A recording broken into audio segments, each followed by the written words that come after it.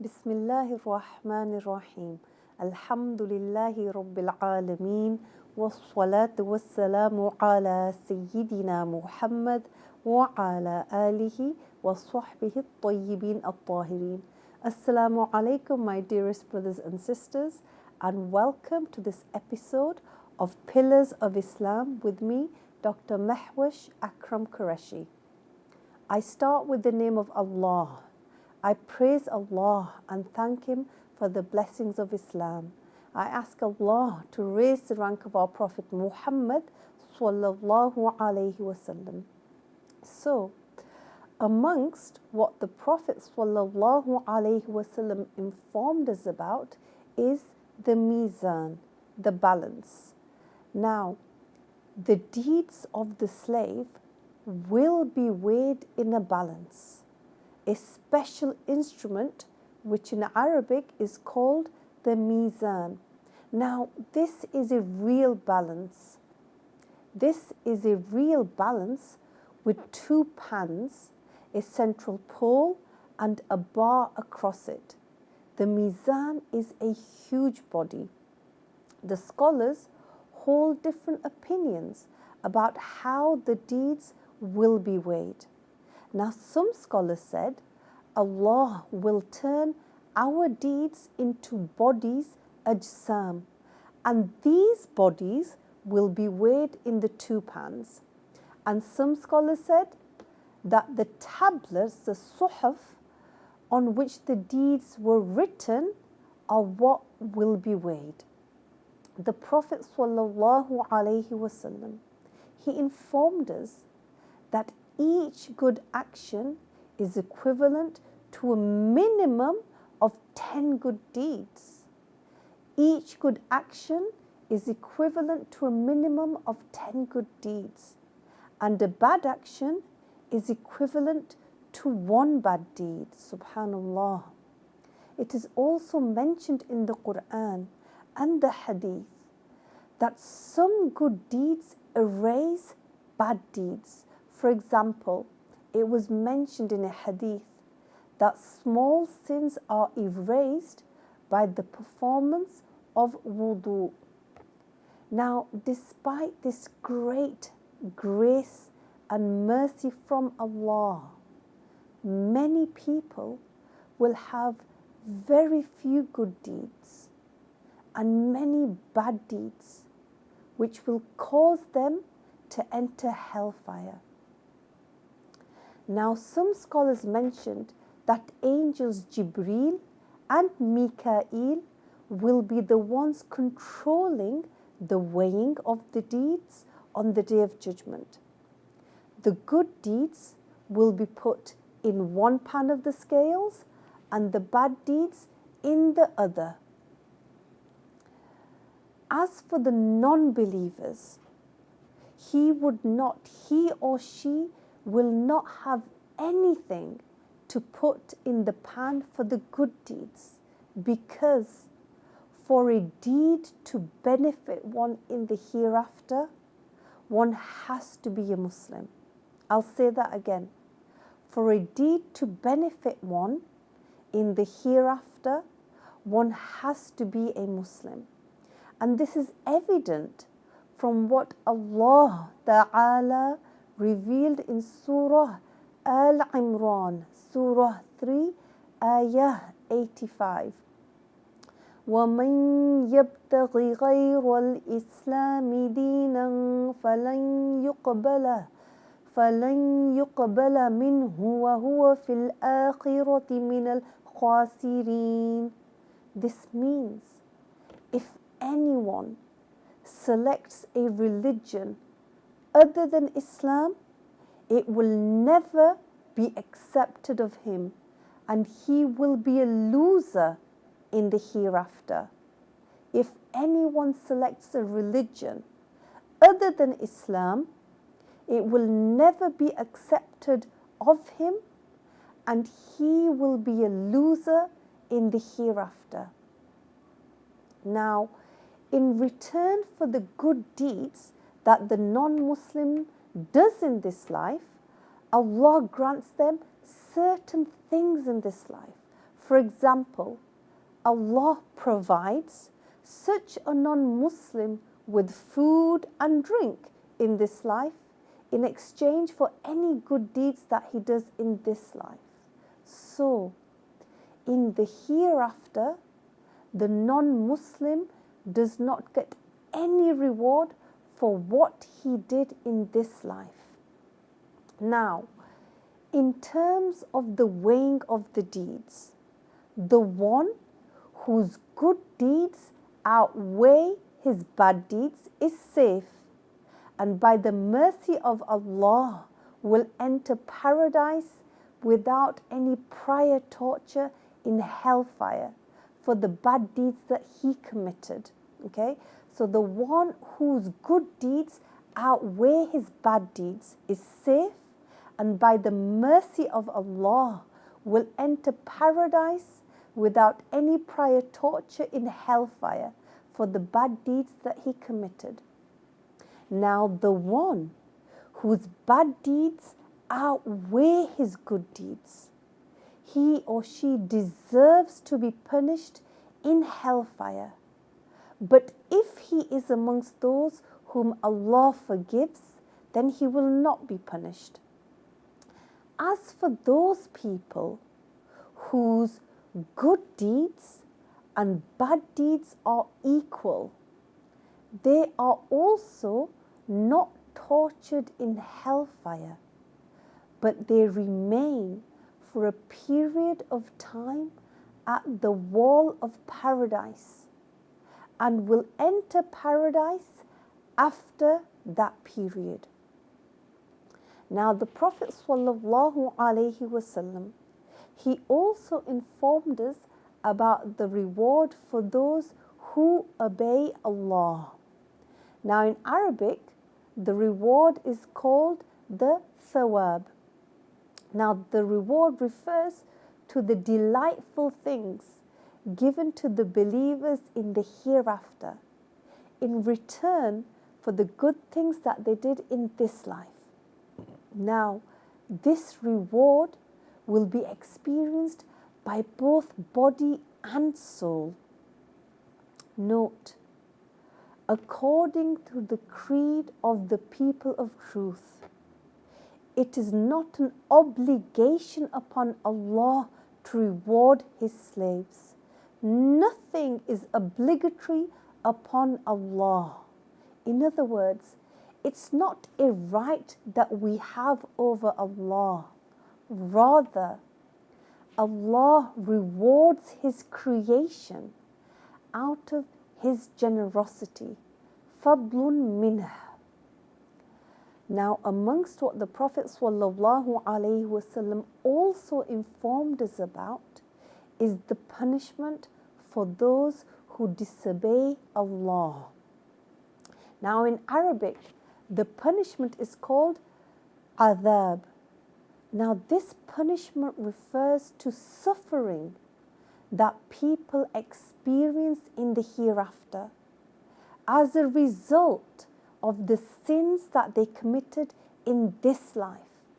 And this punishment will be experienced by both body and soul.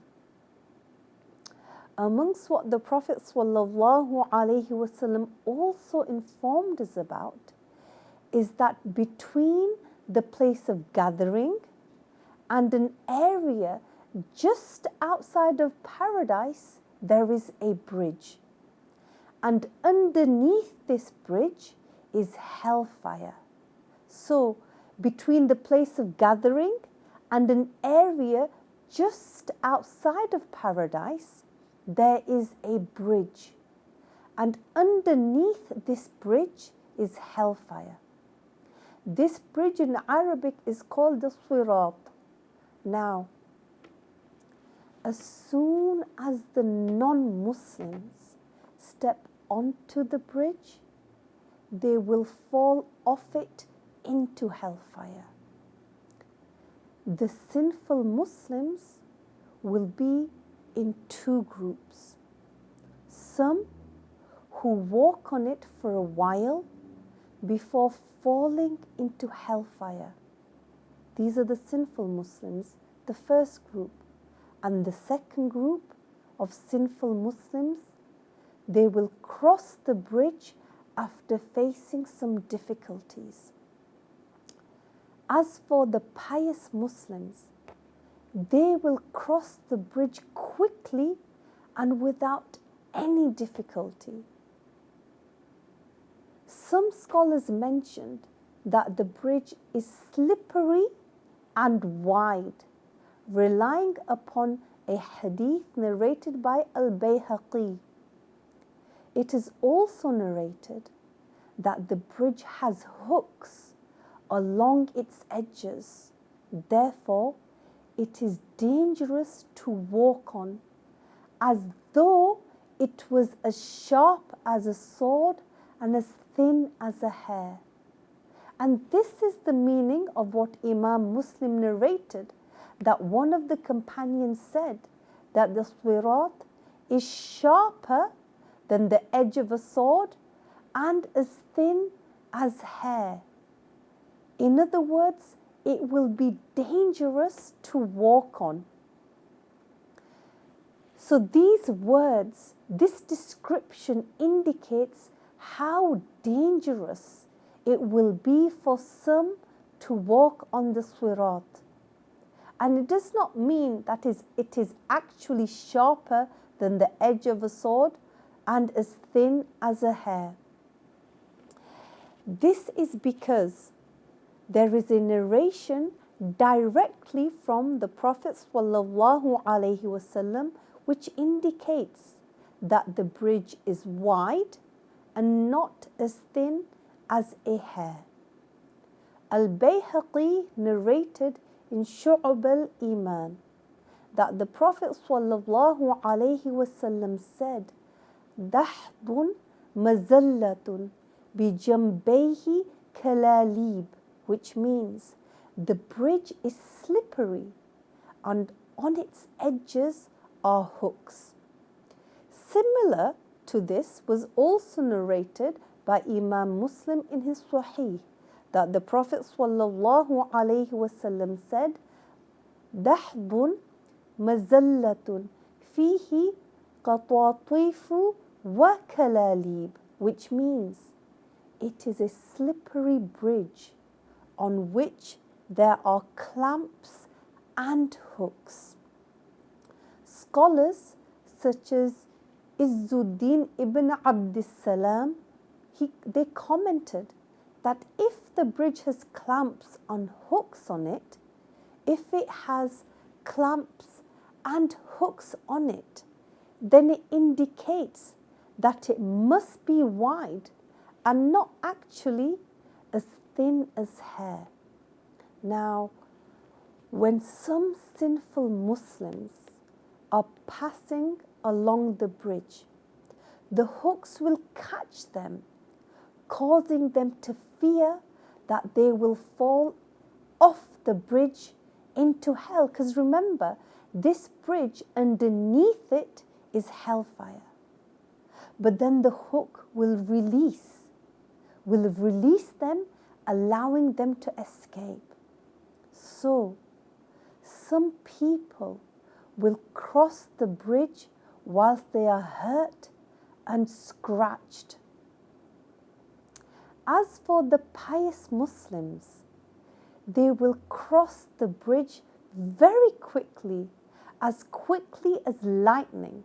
In fact, the pious people would not even touch the bridge with their feet. They would cross it by flying in the air above it. Some people would walk for a distance before falling off of it into hellfire, and others would manage to walk across it with difficulty. However, the one who crosses this sirat is safe, and they will have escaped the torture of hellfire. The sirat, it begins on the changed earth and it ends at a place before paradise. However, the changed earth is not at the same level as paradise, because paradise is much higher. The Prophet ﷺ, he also informed us about the intercession, which in Arabic is called the shafa'ah. In the Arabic language, intercession is defined as asking for good things from someone for others. In the context of the hereafter, intercession means for some people to ask Allah to forgive the sins of certain others. So, in the context of the hereafter, intercession means for some people to ask Allah to forgive the sins of certain others. On the Day of Judgment, the prophets, the practicing scholars, the martyrs, and the angels will intercede on behalf of some of the Muslims. And as a result of this intercession, those Muslims will be forgiven by Allah. However, the major intercession is performed by Prophet Muhammad sallallahu alaihi wasallam. The Prophet sallallahu alaihi wasallam informed us of his intercession in the hadith narrated by Al-Hakim and others. The Prophet sallallahu alaihi wasallam said, "Shafa'ati li ahli al-kaba'iri min ummati." This means my intercession will be for the major sinners in my ummah, as in the nation of his followers. Hence, this intercession is only for the major sinners who are Muslims. As for the non-Muslims, no one will intercede for them, as they will be punished forever without any forgiveness. When the people are gathered to be questioned and they are presented with their deeds, the sun will become close to the people, causing them to sweat. The sweat of some will reach their ankles, some their knees, some their necks, and some will be drowning in their own sweat without the sweat of one person mixing in with another person's. During this, the pious people will be in the shadow of the Arsh and thus will not experience this torture. When the sinful Muslims are experiencing this torture, they will go to Prophet Adam alayhi salam and seek help from him. They will say, "Intercede for us with Allah." Prophet Adam alayhi salam will tell them, "Go to Nuh alayhi salam. He is your father after your father." The believers will then go to Nuh alayhi salam, who will tell them to go to Prophet Ibrahim alayhi salam. Prophet Ibrahim alayhi salam will tell them, "Go to Musa alayhi salam." And Prophet Musa alayhi salam will tell them to go to Prophet Isa alayhi salam. And Prophet Isa alayhi salam will tell them to go to Prophet Muhammad sallallahu alayhi wasallam. When they go to Prophet Muhammad sallallahu alayhi wasallam, he will say to them, "Ana laha, ana laha." This means, I will make this intercession. I will make this intercession. Then the Prophet sallallahu alayhi wasallam, Prophet Muhammad, will ask Allah to relieve the believers from the sun's heat, and Allah will grant him what he asked for.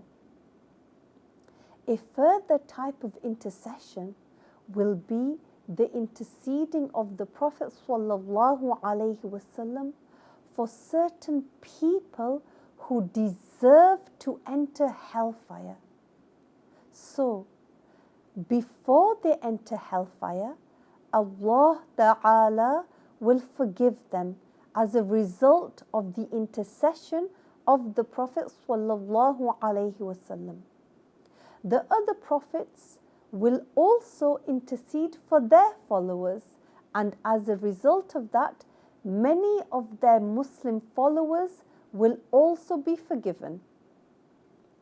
The Muslims who fall into hellfire are of two groups. One group, a part of it, will receive the intercession of the Prophet ﷺ, and another part of the same group will receive the intercession of others. And as a result of this, Allah will remove them from hellfire before they receive the entire punishment that they are actually deserving of. There will be a second group of Muslims for whom no one will intercede. However, after a certain period of time, the non-Muslims will tell those Muslims that are in hellfire, "You are with us in hell, so what did you benefit from your belief?"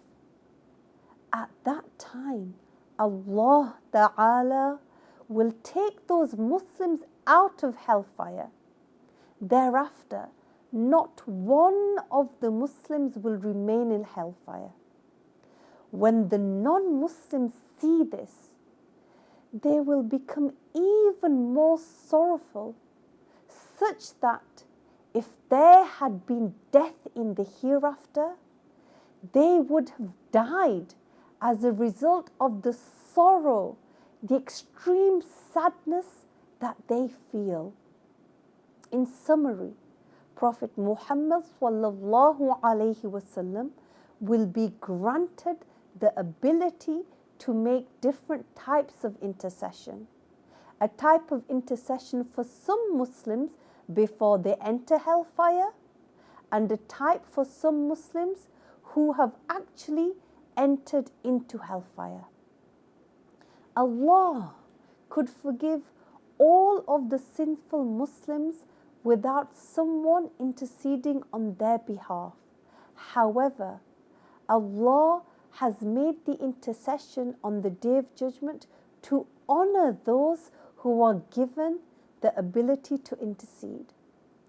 Moreover, the major intercession when the sun is close to the heads of the people has been reserved for Prophet Muhammad ﷺ to show his higher status above all other prophets and the rest of creation.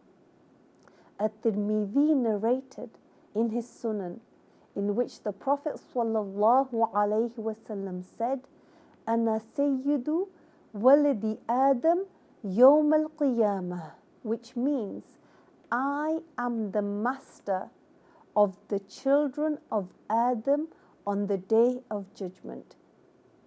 Insha'Allah, I hope you can join me in the next episode of Keys to Paradise, where I will give details about Insha'Allah, join me in the next episode where I will give you details about hellfire.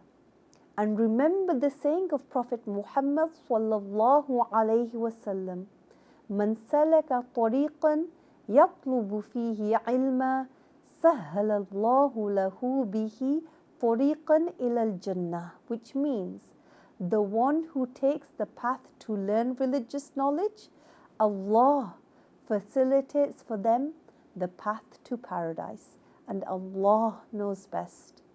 Assalamu alaikum wa rahmatullahi wa barakatuh.